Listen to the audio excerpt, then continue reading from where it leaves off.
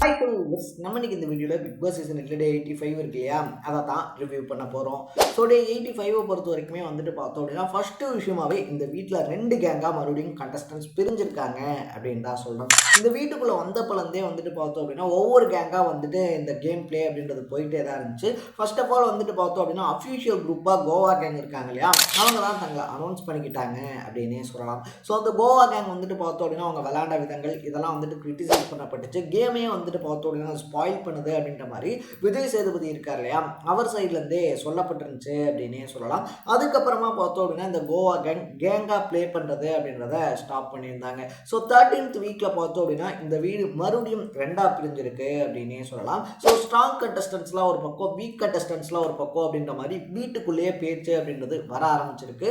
இன்னும் சொல்ல போனோம் அப்படின்னா வெளியிலேருந்து பார்க்கக்கூடியவங்க இருக்காங்க இல்லையா, அவங்களுக்கும் அதுதான் தோணுது அப்படின்னே சொல்லலாம். ஏன்னா ஒரு பக்கத்தில் பார்த்தோம் அப்படின்னா மஞ்சரி இருக்காங்க இல்லையா, மஞ்சரி, ஜாக்லின், முத்துக்குமரன், இன்னொரு பக்கத்தில் பார்த்தோம் அப்படின்னா ரயான் இருக்கார் இல்லையா, ரயான் இருக்காரு, இவங்க எல்லாருமே ஒரு பக்கமாக இருக்காங்க. தீபக், இவங்க 5 பேர் ஒரு பக்கமாக இருக்காங்க.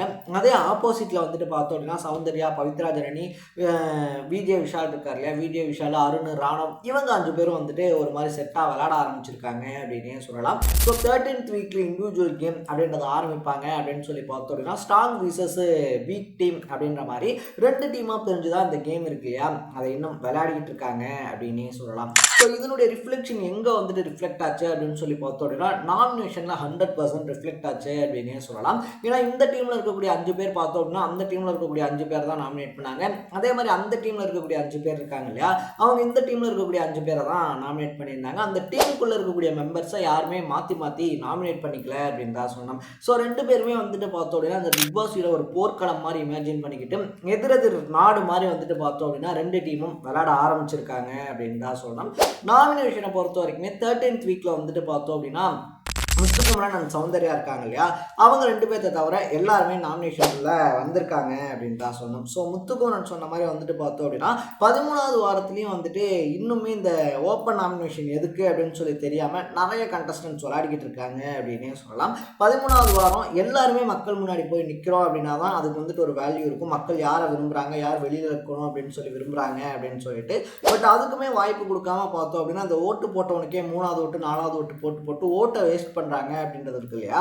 முத்துக்குமரன் சொன்ன அந்த விஷயம் அப்படின்றது எனக்கு பார்த்தோம் அப்படின்னா கரெக்டு அப்படின்னு பட்டுச்சு. ஏன்னா 2 ஓட்டு போட்டாலே ஒருத்தர் நாமினேஷனில் வந்துடுறான் அப்படின்னும் போது பார்த்தோம் அப்படின்னா அவன் மேலே நமக்கு வேண்டாம் வெறுப்பு இருக்கலாம், இல்லை அவன் வெளியே போகணும்னு சொல்லி நினைக்கலாம். பட் எல்லாத்தையுமே நாமினேஷனுக்குள்ளே வரணும் அப்படின்னு சொல்லி விளையாடுறது இருக்கு இல்லையா, அதுதான் கேம் ஸ்ட்ராட்டஜி அப்படின்னு சொல்லலாம்.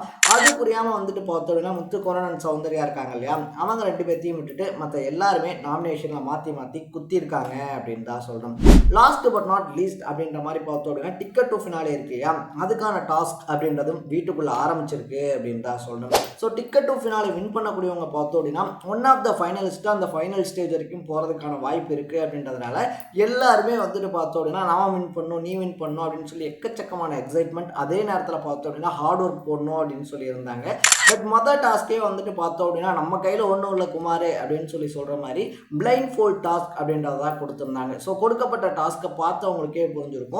கண்ணை கட்டிட்டு உங்கள் ஃபோட்டோவை போய் தொடுங்க அப்படின்ற மாதிரி சொல்லியிருந்தாங்க. அதில் அருண் மட்டும்தான் பார்த்தோம் அப்படின்னா கரெக்டாக போய் தொட்டிருந்தாப்புல அப்படின்னே சொல்லலாம். மற்ற எல்லா கண்டஸ்டன்ஸுமே பார்த்தோம் அப்படின்னா ஒரு மாதிரி கொலாப்ஸ் ஆகிட்டாங்க. ஏன்னா போய் தொடுங்கடா அப்படின்னு சொல்லி சொல்கிறதுக்கு முன்னாடி ஒரு 5 சுற்று வேறு சுற்றி விட்டதுனால பார்த்தோம் அப்படின்னா எல்லா கண்டஸ்டன்ஸுமே குழப்பமாகி தான் இப்போ விளையாடி இருந்தாங்க அப்படின்னு சொல்லலாம்.